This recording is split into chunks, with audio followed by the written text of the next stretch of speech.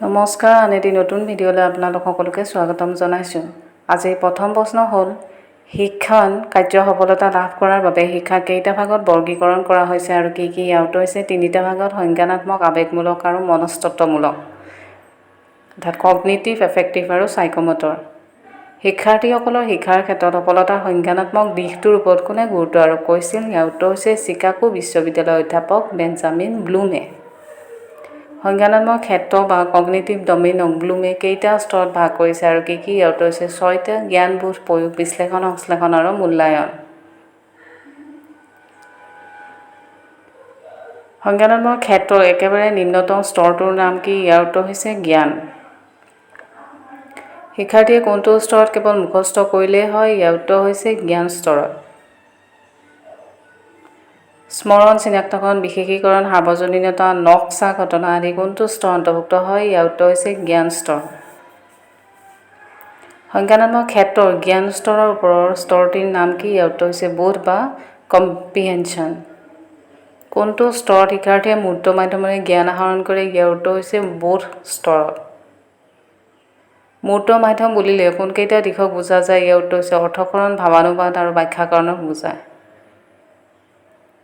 শিক্ষাৰ্থীয়ে লাভ কৰা জ্ঞান বাস্তৱত সঠিকভাৱে সংজ্ঞানাত্মক ক্ষেত্ৰৰ কোনটো স্তৰত ব্যৱহাৰ কৰিবলৈ সক্ষম হৈ উঠে? ইয়াৰ উত্তৰ হৈছে প্ৰয়োগ স্তৰত। সংজ্ঞানাত্মক ক্ষেত্ৰৰ কোনটো স্তৰত শিক্ষাৰ্থীৰ যুক্তি সামৰ্থ্যৰ উন্নতি ঘটে? ইয়াৰ উত্তৰ হৈছে বিশ্লেষণ স্তৰত। কোনো এটা বিষয়ৰ সকলো অংশ বা উপাদানবোৰক প্ৰণালীবদ্ধভাৱে সামগ্ৰিকভাৱে একত্ৰিত কৰা কি বোলে? ইয়াৰ উত্তৰ হৈছে সংশ্লেষণ। কোনটো স্তৰে শিক্ষাৰ্থীৰ সৃজনাত্মক শক্তিৰ উন্নতি ঘটায়? ইয়াৰ উত্তৰ হৈছে সংশ্লেষণ প্ৰক্ৰিয়াই। সংজ্ঞানাত্মক ক্ষেত্ৰৰ শেষৰ স্তৰটিৰ নাম কি? ইয়াৰ উত্তৰ হৈছে মূল্যায়ন।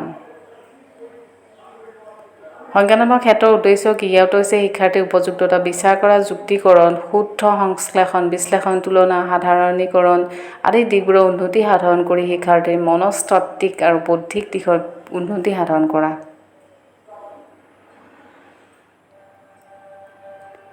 শিক্ষা বিষয়ৰ বৰ্গীকৰণৰ দ্বিতীয় ক্ষেত্ৰ বুলিলে কোনটো বুজায়? ইয়াৰ উত্তৰ হৈছে আনুভূতিক বা এফেক্টিভ ডমেইনক।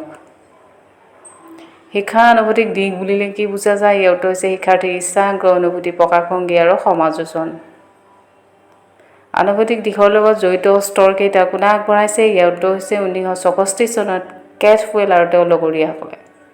আনুভূতিক দিশৰ স্তৰকেইটা কি? ইয়াৰ উত্তৰ হৈছে গ্ৰহণ বা ৰিচিভিং, প্ৰতিক্ৰিয়া, ৰেছপণ্ডিং, মূল্য আৰোপণ কৰা, ভেলুইং, সংগঠন, অৰ্গেনাইজেশ্যন আৰু বৈশিষ্ট্যকৰণ, কেৰেক্টাৰাইজেশ্যন। শিক্ষা বৰ্গীকৰণৰ তৃতীয় স্তৰটো কি? ইয়াৰ উত্তৰ হৈছে সংক্ৰিয়াত্মক আৰু সাইকোমোটৰ ডমেইন। সাইকোমোটৰ ডমেইনৰ লগত জড়িত স্তৰকেইটা আৰু কি কি? ইয়াৰ উত্তৰ হৈছে 6টা। HR ডেভে আগবঢ়াইছিল আৰু সেইকেইটা হৈছে প্ৰৱণতা, ইম্পালচন, অনুকৰণ, ইমিটেশ্যন, হস্ত নিপুণতা, মেনিপুলেশ্যন, সমন্বয়, কোঅৰ্ডিনেশ্যন, নিয়ন্ত্ৰণ, কণ্ট্ৰল আৰু অভ্যাস গঠন, হেবিট ফৰ্মেশ্যন। খালী ঠাই পূৰ কৰা, matching, short answer, multiple choice আদি মূল্যায়ন পদ্ধতিসমূহ শিক্ষা বিষয়ৰ বৰ্গীকৰণৰ কোনটো ক্ষেত্ৰৰ লগত জড়িত? ইয়াৰ উত্তৰ হৈছে সংজ্ঞানাত্মক ক্ষেত্ৰৰ লগত। সাইকোমোটৰ ডমেইনৰ ক্ষেত্ৰত কি শিক্ষণ পদ্ধতি ব্যৱহাৰ কৰা হয়? ইয়াৰ উত্তৰ হৈছে problem solving method, project method, homework analysis method. বোধ স্তৰত শিক্ষাৰ্থীৰ কোনবোৰ দিশ ব্যৱহাৰ কৰা হয়? ইয়াৰ উত্তৰ হৈছে thinking, reasoning, imagine, analysing, synthesis, comparison, application, generalisation আৰু ডিচিশ্যন মেকিং।